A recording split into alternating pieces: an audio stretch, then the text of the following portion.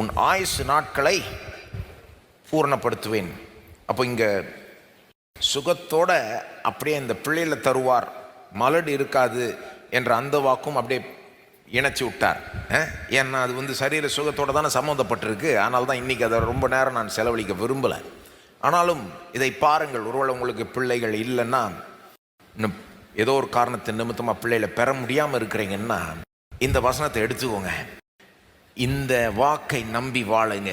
உங்கள் தேவனாகிய கர்த்தரையே சேவிக்க கடவீர்கள். தேவனை சேவிக்கிறீங்களா?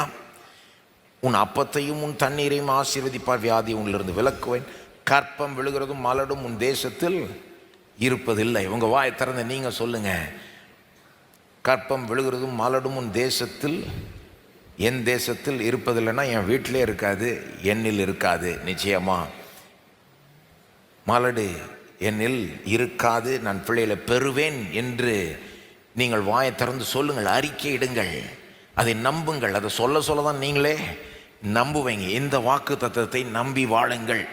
இன்னொரு வாக்கு உபாகம் 7:12-14 வரைக்கும் வாசித்தீங்கன்னா, உபாகம் 7, இந்த நியாயங்களை நீங்கள் கேட்டு கை கொண்டு அவைகளின்படி செய்வீர்கள், ஆனால் அப்பொழுதும் தேவனாகிய கர்த்தர் உன் பிதாக்களுக்கு ஆணையிட்டு கொடுத்த உடன்படிக்கையும் கிருபையும் உனக்காக காத்து 13 உன்மேல் அன்பு வைத்து உன்னை ஆசீர்வதித்து உனக்கு கொடுப்பேன் என்று உன் பிதாக்களுக்கு ஆணையிட்டு கொடுத்த தேசத்தில் உன்னை பெருக பண்ணி உன் கற்ப கனியையும் உன் நிலத்தின் கனிகளாகிய உன் தானியத்தையும் உன் திராட்சரசத்தையும் உன் எண்ணெயையும் உன் மாடுகளின் பலனையும் உன் ஆட்டு மந்தைகளையும் ஆசீர்வதிப்பார். 14 சகல ஜனங்களை பார்க்கிலும் நீ ஆசீர்வதிக்கப்பட்டிருப்பாய். உங்களுக்குள்ளும் உங்கள் மிருக ஜீவன்களுக்குள்ளும் ஆணிலாகிலும் பெண்ணிலாகிலும் மலடு இருப்பதில்லை.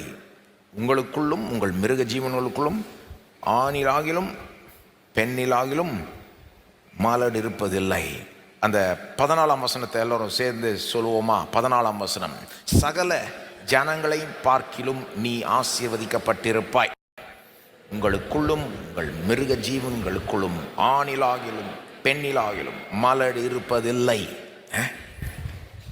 அப்போ அதை எடுத்துக்கோங்க. அதை உங்களுக்கு மட்டும் இல்லை, மிருக ஜீவன்களுக்கும் இதுன்றார்.